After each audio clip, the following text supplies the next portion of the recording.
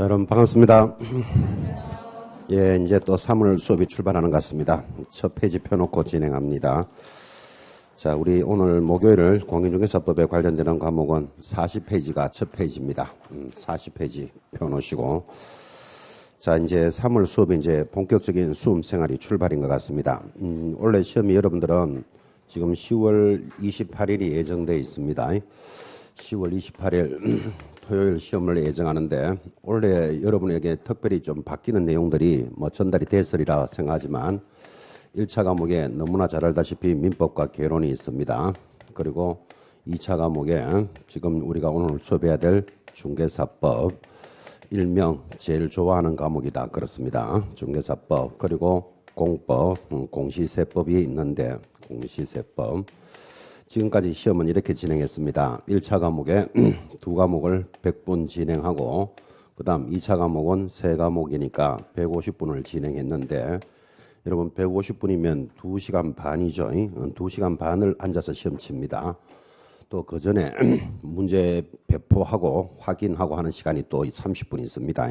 그러면 그건 3시간을 앉아 있으니까 이게 좀 무리다 하여 원래부터 바뀌기를 이제 여러분부터 요 두 과목을 2차 과목에 1교시에 시행합니다. 1교시 시행하고 30분 쉬었다가 다시 2차 과목에 2교시를 시행합니다. 그래서 총 끝나는 시간이 오후 4시로 끝나니까 좀 시간이 길어졌죠. 그죠?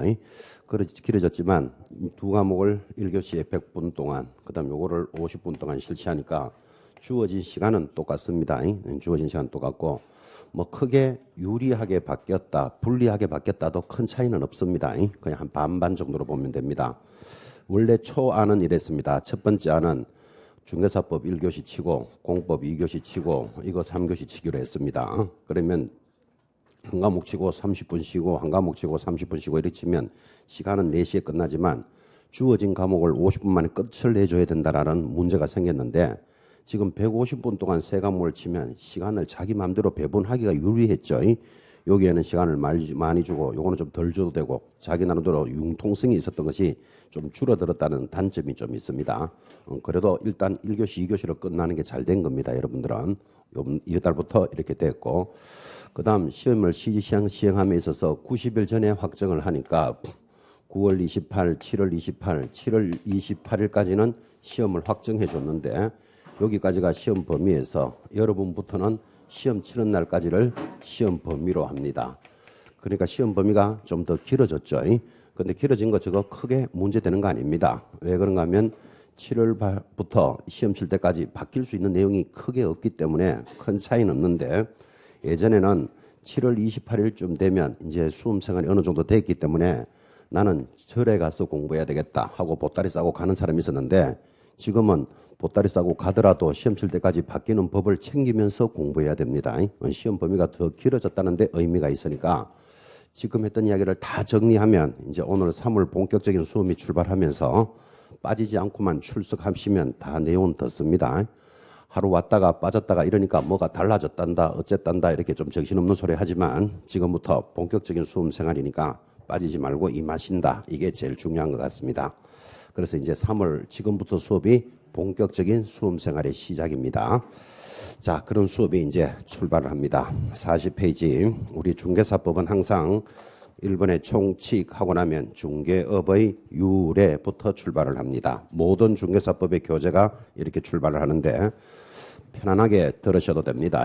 첫 번째 중개업의 유래인데 예전에 한번 출제를 합니다. 중개업의 효시가 무엇입니까? 하고 물었습니다. 그 효시라는 말은 날아가는 화살의 제일 앞부분으로서 어떤 사건이나 사안에 있어서 가장 처음 만나는 것을 효시라 부르고 이는 출제 문제니까 한번 짚으셔야 됩니다. 그래서 제일 상단 밑줄 껐습니다. 우리나라 부동산 중개업의 효시는 찾았습니까? 줄 꺼놓으시고 고려시대의 객주로 보고 있다 하여 객주에다가 동그라미를 딱 합니다. 그러면 중개법은 어디서부터 출발했다? 날아가는 화살의 제일 앞부분이니까 효시는 객주로부터 출발하였다. 이게 출제 문제니까 확인해 놓으시고 한번 출제됐던 문제를 2번 틀릴 수는 없다. 그죠? 그래서 객주 체크하시되 객주가 무엇입니까? 하면 옆에 설명들이 되어 있는데 크게 안 보셔도 됩니다. 우리는 지금 역사를 공부하실 분들이 아니니까. 자, 객주가 효시라고 출발을 하였다면 내려가서 큰 2번 각회 객주 거간 규칙이 따라오는데 거기 동그라미 1번 조선 후기에 접어들면서 객주에 소속되어 있던 거간들이 독립하여 본격적인 활동을 시작하였는데 이들 중 토지나 가옥을 전문적으로 중개하는, 자, 토지나 가옥이라는 말이 지금 말로 하면 부동산이죠. 부동산을 전문적으로 중개하는 거간을 밑줄 긋습니다. 각회, 가거간, 집주름이라 불렀다. 그거 하나 줄 꺼놓으시고, 이 각회는 우리나라 최초의 독자적인 부동산 개공사로서의 역사적 의미를 지닙니다. 이렇게 소개해 줍니다. 출제를 이렇게 했기 때문에 여기에 맞추어서 그러면 최초의 개업 공인중개사는 누굽니까? 개공사는 누굽니까? 하고 물으면 지금 체크했던 것 집을 소개하는 사람 각회다 이렇게 대답하시고, 집을 소개하는 사람이니까 뭐 집거간 또는 집주름이라고 부르는데 지금은 이런 단어는 잘 안 쓰죠. 최초의 개공사 이렇게 하나 확인해 줍니다. 자, 그러면서 이제 바로 밑에 동그라미 2번 보시면 이런 사람들이 개입해서 흥정을 붙이고 일하던 것을 장소를 복덕방이라 하였다. 이런 것들이 소개되어 있고, 복덕방은 생기복덕의 줄임말이다. 생기복덕, 복과 덕이 일어나서 생활하는 곳, 그런 뜻이에요. 아주 고상한 표현입니다. 가볍게 봐도 됩니다. 자, 내려가서 동그라미 3번. 이때 거간업은 원래 관의 규제를 받지 않는 자유영업제였는데 거간업이 난립하여 대민 피해가 속출하는 등 상거래 질서가 문란해지자 이들을 규율을 하고자 1890년에 밑줄 끌까요? 객주 거간 규칙이 제정되었다. 거기 줄 하나 딱 끄시고, 이는 중개업에 관한 최초의 법제라고 할 수 있다. 이랬습니다. 자, 그래서 이제 우리 객관식 문제를 만들어 갑니다.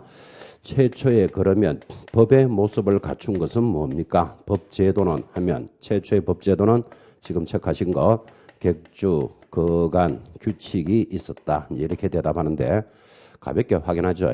객주라는 것에서부터 출발했고 그때 거간들이 일을 했는데 이런 객주 거간들이 중개업을 하다 보니까 서울에 있는 사람들이 지방 물건까지 싹쓸이 하니까 여러 가지 문제가 생기니까 서울 사람은 서울 물건만 하고 지방 사람은 지방 물건만 하자라고 규칙을 정합니다. 그래서 이런 규칙이 지금 보니까 최초로 법의 모습을 갖추고 있더라. 그죠? 그래서 객관식 문제에서 최초의 법을 하면 객주 거간 규칙 가볍게 확인하시고,